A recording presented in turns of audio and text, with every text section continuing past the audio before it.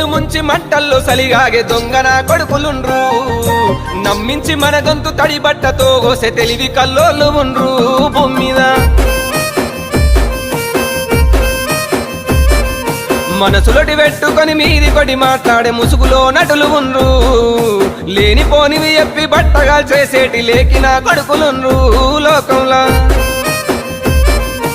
అబ్బబ్బ నువ్వెంత గొప్పనివంటారు అబ్బబ్బ నువ్వెంత మంచోనివంటారు అరసెకనులోన మాట మార్చేస్తారు మంది కొంపలు ముంచి మంటల్లో సలిగాగే దొంగన కొడుకులుండ్రు